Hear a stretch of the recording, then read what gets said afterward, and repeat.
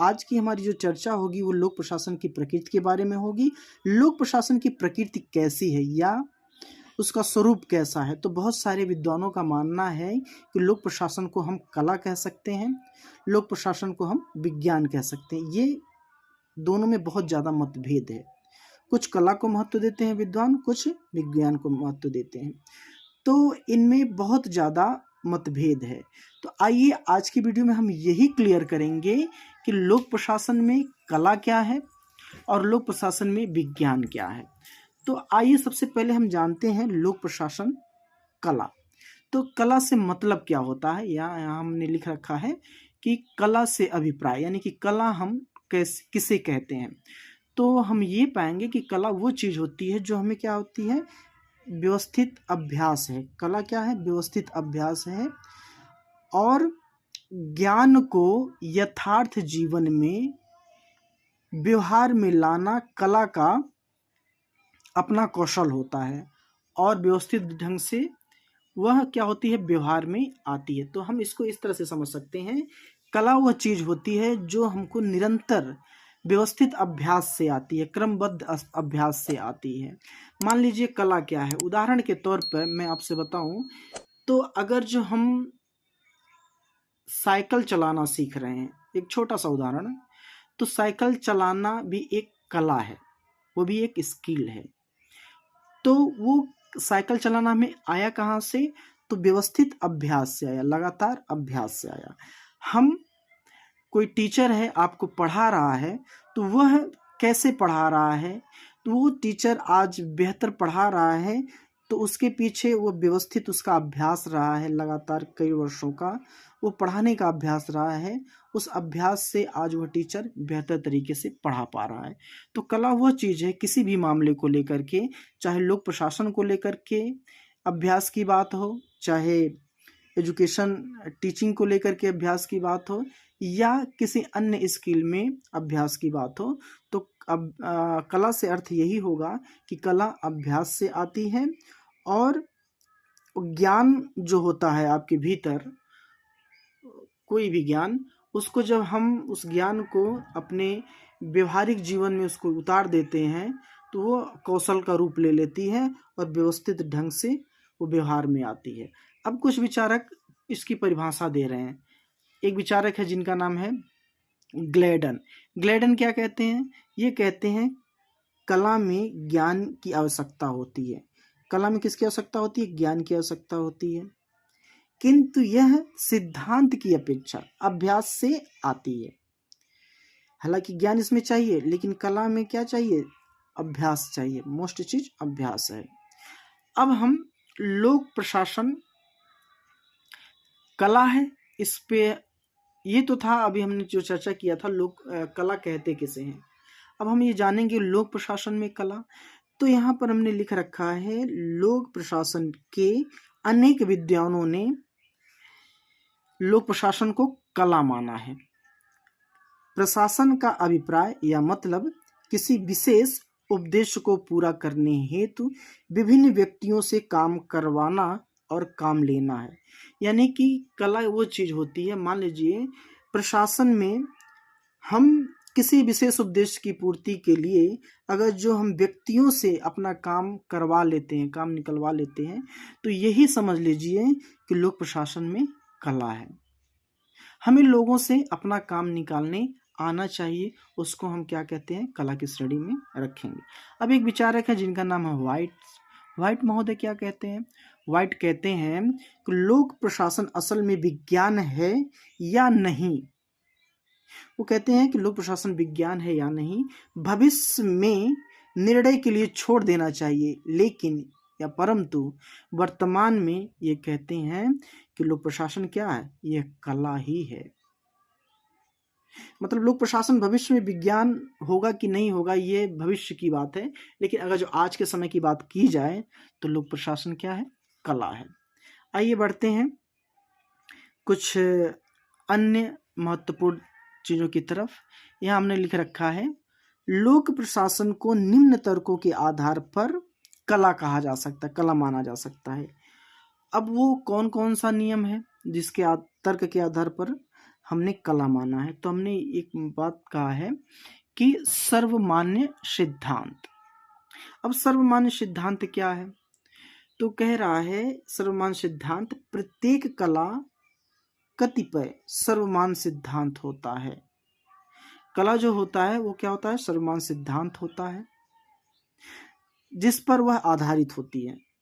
कला जो होती है सर्वमान्य सिद्धांतों पर आधारित होती है। अभ्यास, इसमें अभ्यास की आवश्यकता होती है, और हर जो कला होती है, कला का एक क्या होता है? कौशल होता है। कला का एक कौशल होता है। बढ़ते हैं अगले बिंदु पर। उसे हासिल करने के लिए कलाकार को अनुभवी विशेषज्ञों से प्रशिक्षण लेना होता है। एक अच्छा प्रशासक बनने के लिए प्रशिक्षण, अनुभव, अभ्यास की आवश्यकता होती है। अब कह रहा है कि जो कला होता है उसको हमें क्या करना होता है? उससे हमें विशेषज्ञों से उसके बारे में प्रशिक्षण लेना पड़ता है।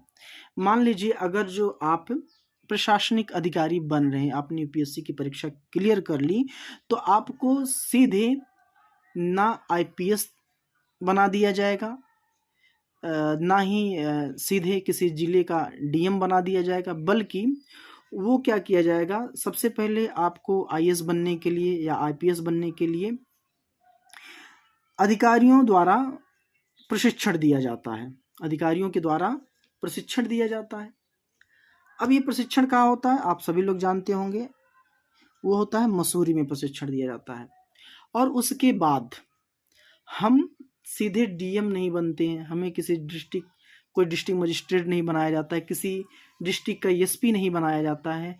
हम अपनी प्रशासनिक सेवाओं की जो जिम्मेदारी है वो छोटे छोटे पदों से स्टार्ट करते हैं।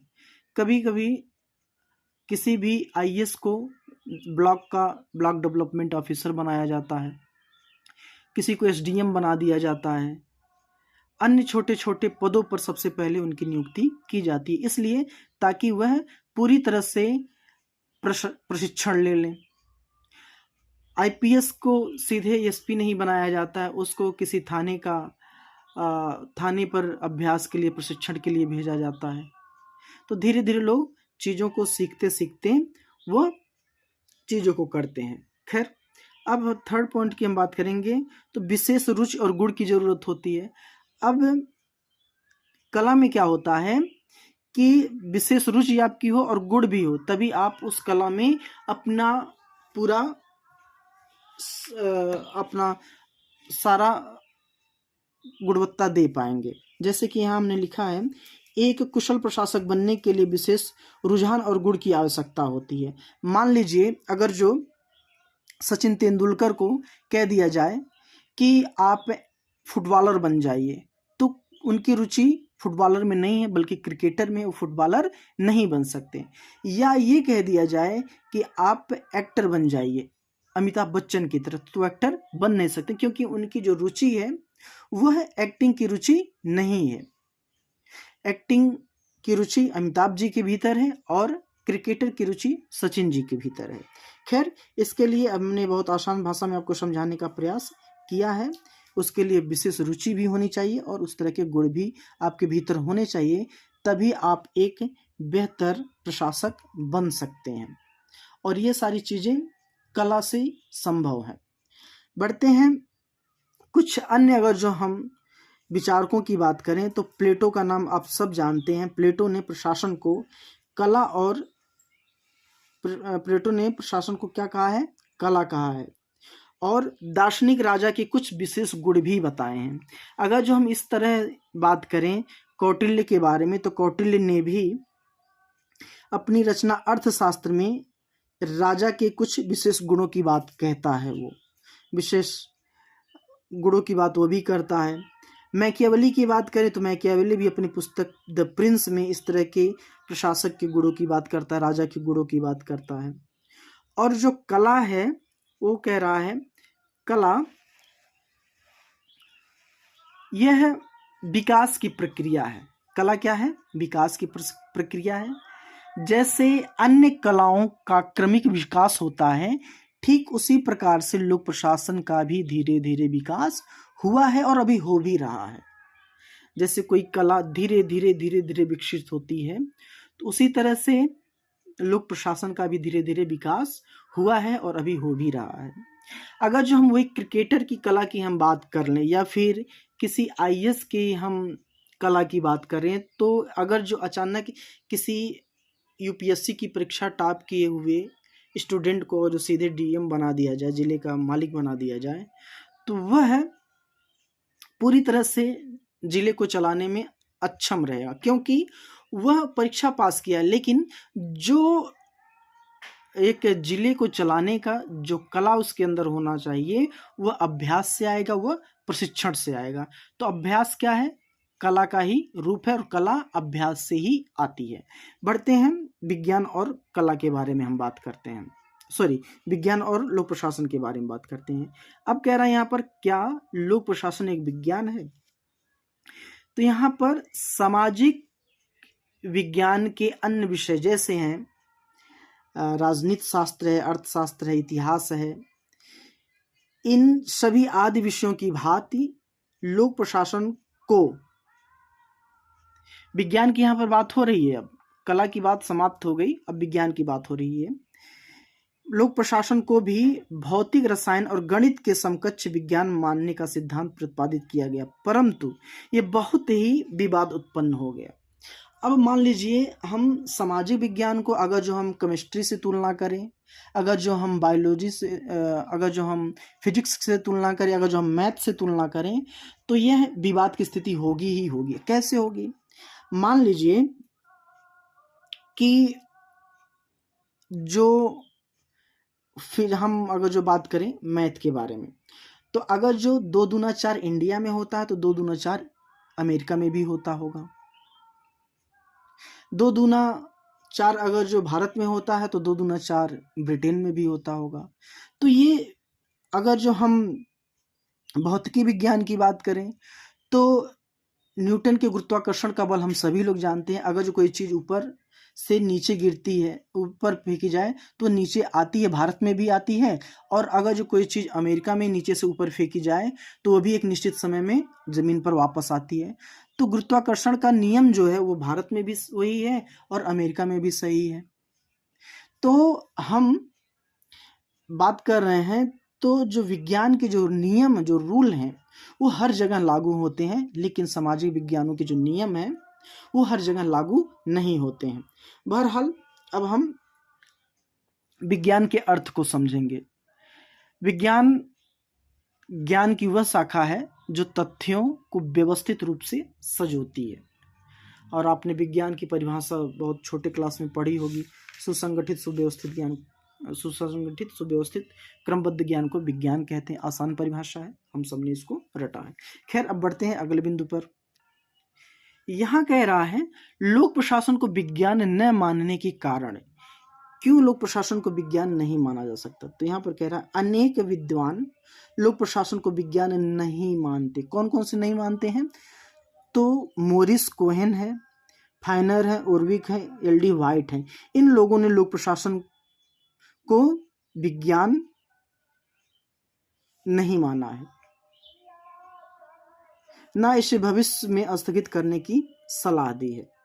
खैर, अब क्यों नहीं मानते हैं? तो ये कहते हैं भाई इसमें क्या है, निश्चितता का अभाव है, इसमें कोई भी बातें निश्चित नहीं होती हैं। किसमें? लोक प्रशासन में। और विज्ञान में सारी बातें क्या होती हैं? निश्चित होती हैं। जैसे कि भौतिक का नियम है, जिसे हम क्या, अभी हमने उदाहरण दिया गुरुत्वाकर्षण का सिद्धांत, यदि कोई वस्तु पर फेंकी जाए तो निश्चय वह आएगी ही आएगी, चाहे वो भारत में फेंकी जाए चाहे वह अमेरिका में फेंकी जाए। ठीक उसी प्रकार से रसायन विज्ञान का नियम है, अगर जो हम हाइड्रोजन और ऑक्सीजन को 2 और 1 के अनुपात में मिलाएंगे तो उसके मिलाने पर क्या बन जाएगा? पानी बन जाएगा। तो ये प्रक्रिया भारत में भी होगी और यह प्रक्रिया दुनिया के तमाम देशों में भी होगी। तो ये चीजें जो है वह लोक प्रशासन में संभव नहीं है। तो इसलिए हम लोक प्रशासन को विज्ञान अभी नहीं मान सकते। बहरहाल बढ़ते हैं अगले बिंदु पर। अगला बिंदु कह रहा है सार्वभौमिक नियमों का अभाव, यानी कि जो सर्वमान्य नियम है, जो सर्व जगह उपयोग किए जाते हों, उस नियमों का क्या है, लोक प्रशासन में अभाव है। इस पर भी हम लोक प्रशासन को विज्ञान नहीं मान सकते।